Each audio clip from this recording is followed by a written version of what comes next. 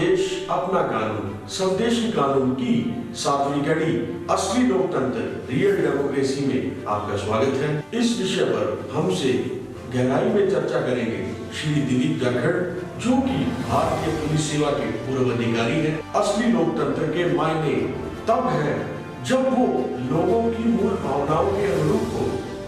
जब लोग ही संतुष्ट ना हो तो उस लोकतंत्र के कुछ मायने नहीं है।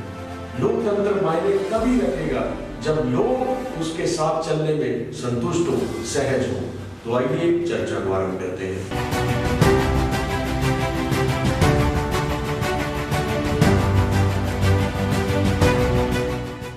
आज मैं असली लोकतंत्र यानी रियल डेमोक्रेसी के मुद्दे पर आपसे बातचीत करने की इजाज़त चाहूँगा। लोकतंत्र के लागू होने से पहले हमारे समाज में एक कहावत बड़ी ज़ोर शोर से लागू थी, कोई नृप होए हमें क्या हानि। यानी जनता इस बात पर विश्वास करती थी कि राजा कोई भी हो, हमें उससे कोई लाभ या हानि नहीं। लेकिन डेमोक्रेसी में राजा को और शासन को चुनने का दायित्व जनता पर है। हम लोगों को ये चुनाव करना है कि अच्छे और बुरे नेताओं में से किसे चुनें। अच्छे बुरे कानूनों की हमें पहचान हो, हम अच्छे कानून का चुनाव कर सकें और अच्छे शासन की हम निर्वाचन करके और रचना कर सकें। विकसित देशों के लोकतंत्र में एक और नई बात सामने आई है, उन्हें वहाँ जनता के द्वारा कानून की रचना का अधिकार दिया जाता है। ऑस्ट्रेलिया में पार्लियामेंट के द्वारा क्वींसलैंड प्रोविंस में इस तरह के प्रयोग किए गए हैं कि किसी भी कानून के हटाने या बनाने की अगर मांग जनता के द्वारा रखी गई है तो पार्लियामेंट की सब कमेटी वहाँ जाती है और जनता की राय सुनी जाती है, चाहे वो मीडिया के थ्रू हो या टेलीफोन के थ्रू। ज़रूरी हो तो पब्लिक हियरिंग यानी खुली सुनवाई भी की जाती है। मैंने अपनी शासकीय सेवा के दौरान ऑस्ट्रेलिया में क्वींसलैंड का दौरा किया। उस दौरान सौभाग्य से मुझे वो व्यवस्था देखने का अवसर मिला। मैंने उसके बारे में गहराई से जाना है। अन्य देशों में भी जनता की राय और जनता की मांग का ध्यान रखा जाता है और जनता की जनमत के आधार पर कानूनों का निर्माण किया जाता है। दुर्भाग्य से भारत में अब भी चुनाव लड़ना जैसी जुमले बड़ी शान से कहे जाते हैं। चुनाव लड़ना असल में डेमोक्रेसी है ही नहीं। लड़ना एक लड़ाई का प्रतीक है। डेमोक्रेसी से पहले जब खुलेआम राजतंत्र में और सामंती शासनों में राजाओं के बीच लड़ाई होती थी तो जनता की कोई राय नहीं ली जाती थी। हार जीत और छल युद्ध के और बल युद्ध के आधार पर निर्णय किए जाते थे। हारे हुए राजा और उसके परिवारों को बड़ी शर्मनाक तरीके से मारा और गुलाम बनाया जाता था और फिर इसके बाद प्रजा का नंबर आता था। राजा के बाद प्रजा को मारा काटा जाता था और बहुत बेरहमी से उन पर शासन किया जाता था। जो भी प्रजा के लोग इसका विरोध करते उन्हें खुलेआम कत्लेआम करने में कोई हिचक नहीं होती थी। यहाँ तक कि अकबर जैसे प्रबुद्ध राजा ने भी गुजरात में जनता के कुछ विरोध करने वाले लोगों के सिर काटकर सिरों की मीनार बनाई थी। आज के लोकतंत्र में चुनाव लड़ना जैसी विचारधारा सही नहीं है। ये शब्द भी गलत है, ये भाषा और इसका आचरण भी लोकतंत्र के विरुद्ध है। चुनाव एक चयन प्रक्रिया है। जैसे स्टूडेंट्स में किसी पद के लिए या पहले स्थान के लिए चुनाव होता है, वो उनकी परफॉर्मेंस के आधार पर परीक्षा लेने वाले गुरुजनों के द्वारा किया जाता है और जो सबसे बेहतरीन है इंटरव्यू या परीक्षा के द्वारा या अन्य किसी भी क्राइटेरिया के द्वारा, चाहे वो खेल हो चाहे पढ़ाई हो, किसी भी फील्ड में बेस्ट का चुनाव किया जाता है। ठीक यही प्रक्रिया लोकतंत्र में जनता करती है। जनता कई उम्मीदवारों के बीच में जो सर्वोत्तम है उसको सबसे ज़्यादा वोट देती है और उसे शासक चुन लेते हैं। ये ज़रूरी नहीं है कि जो उम्मीदवार हैं वो आपस में लड़ें ही और चुनाव लड़ना जैसी धारणा के तहत वो आपस में एक दूसरे के खिलाफ दुष्प्रचार करें और हिंसक कार्रवाइयाँ करके, और जैसे यहाँ चुनाव में चुनावी रंजिश के तहत मुकदमे और हिंसक वारदात होती है, ये लोकतंत्र का अर्थ नहीं है। जैसे खिलाड़ी आपस में प्रेम से चर्चा करते हैं, बातचीत करते हैं, साथ हंसते बोलते हैं और टूर्नामेंट में जो बेस्ट खिलाड़ी है उसका चुनाव हो जाता है। ठीक उसी तरह उम्मीदवारों को भी विकसित देशों में आमने सामने बहस होती है, वो आपस में मित्रता का व्यवहार करते हैं और जनता उस बहस को टीवी और दूसरे चैनलों पर देखकर उनमें से सर्वोत्तम का चुनाव करती है। डेमोक्रेसी का यही अर्थ है। डेमोक्रेसी में कानून का शासन अंग्रेजी शासन के समय लागू हुआ।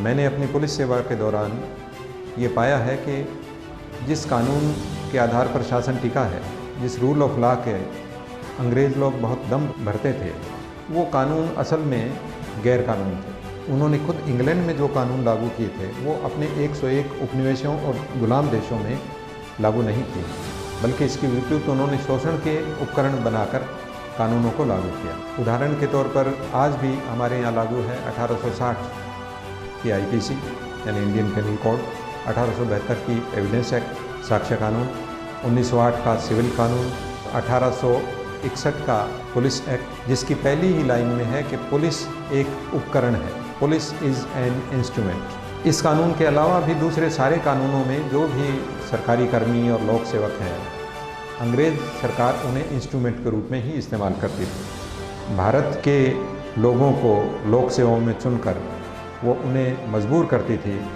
कि उन्हें भारत की जनता के दमन के लिए लगाया जाए।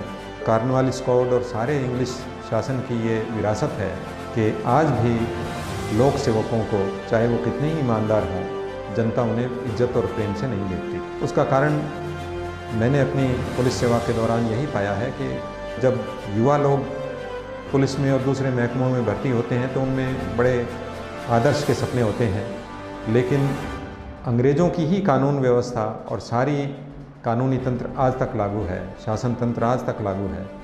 इसलिए उस कानून में वो 2-4 सालों में ढल जाते हैं या उन्हें ढलना पड़ता है और बाद में वो लोकप्रिय होने की अपनी इच्छा को धीरे धीरे छोड़ देते हैं और उस पैमाने पर वो उनका पतन हो जाता है। अमेरिका जैसे देशों में इंग्लैंड की गुलामी से आज़ादी पाई गई थी। हम सब जानते हैं कि जॉर्ज वाशिंगटन के नेतृत्व में अमेरिका ने आज़ादी की लड़ाई लड़ी थी। उन्होंने आज़ादी का घोषणा पत्र जारी किया था। वो आज तक सभी देशों के लिए और लोकतंत्र के लिए एक प्रेरणा स्रोत बना हुआ है। इंग्लैंड के द्वारा थोपे हुए कानूनों की बजाय खुद इंग्लैंड ने अपने देश में जो कानून लागू किए थे उन्हें अडॉप्ट किया था। धीरे धीरे समय के साथ उन्होंने लॉ ऑफ द लैंड यानी स्वदेशी कानून बनाए। ऐसा ही टर्की और बहुत से देशों में किया गया था। टर्की में कमाल पाशा ने लंबी गुलामी से आज़ादी पाकर अपने देश के अनुरूप और सर्वोत्तम कानूनों में से चुनाव करके बेहतरीन कानून व्यवस्था लागू की थी। जापान में मेजी ने भी सभी विकसित देशों से कानूनों और शासन व्यवस्था की तुलना की और सर्वोत्तम कानून व्यवस्था और शासन व्यवस्था लागू की। हम लोगों ने एक संस्था बनाई है SOLL, SOLL, उसका पूरा नाम है society of law of land. उसके तहत हम ऐसी कानून व्यवस्था की रचना करना चाहते हैं जो लॉ बाय द पीपल हो, law for the people, law of the people, यानी जनता के द्वारा कानून, जनता के लिए कानून और जनता के कानून। जैसा हमने पहले चर्चा की, ऑस्ट्रेलिया में क्वींसलैंड में पार्लियामेंट जनता की सहमति से कानून बनाता है।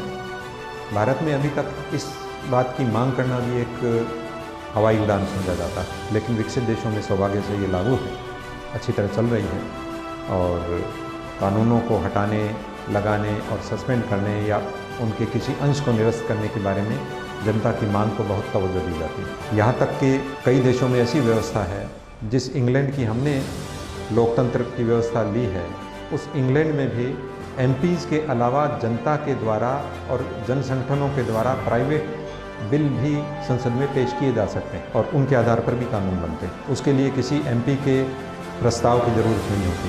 MP के विधेयक के बिना भी खुद जनता के विधेयक को भी कानून का आधार बनाया जा सकता है। ऐसी व्यवस्था सफलता से चल रही है। हम ये चाहते हैं कि भारत में भी इस तरह की रियल डेमोक्रेसी और law of the land, law of the people वो लागू हो।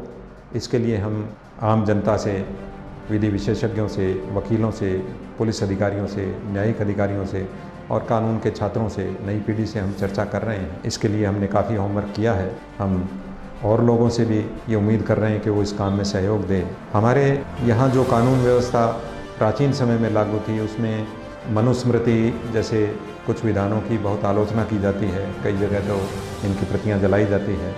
एकलव्य का उदाहरण हमारे सामने है। वो एक प्रतीक है, असल में वो घटनाक्रम हजारों सालों तक बहुलव्य यानी बहुसंख्य जनता के साथ लागू किया गया। आप सब जानते हैं कि एकलव्य को इसलिए शिक्षा से वंचित कर दिया गया था क्योंकि वो शूद्र था।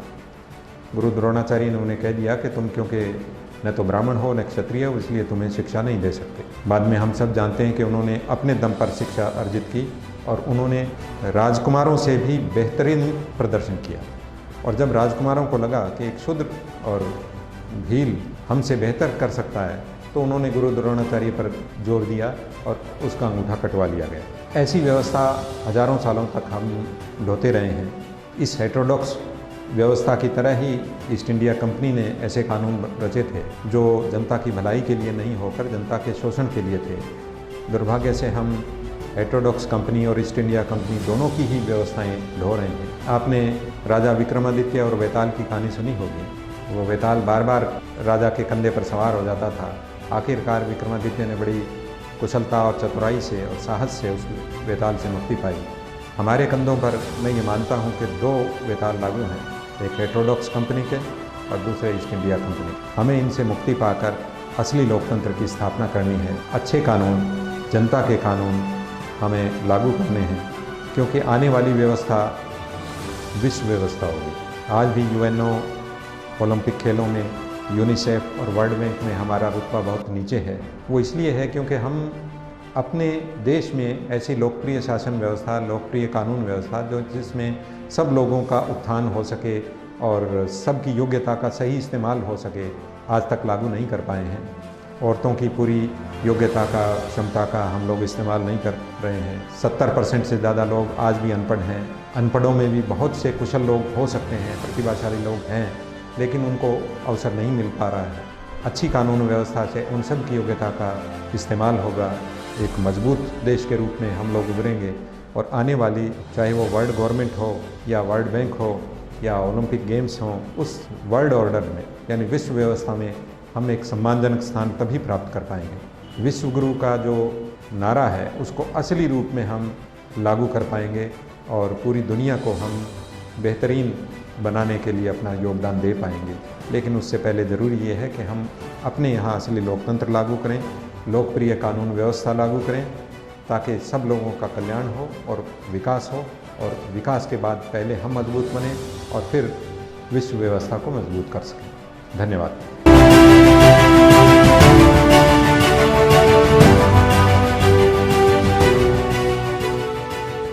धन्यवाद दिलीप जी, आपने बहुत सीमित शब्दों में असली लोकतंत्र, रियल डेमोक्रेसी की परिभाषा को बताया, सच्चा अर्थ दिया और लोकतंत्र में जनता के विश्वास को जीतने के लिए असली लोकतंत्र का मजबूत होना जरूरी है। अगर आपने अभी तक हमारा चैनल सब्सक्राइब नहीं किया है तो बेल आइकन दबाएं, सब्सक्राइब करें, लाइक करें, कमेंट करें। धन्यवाद।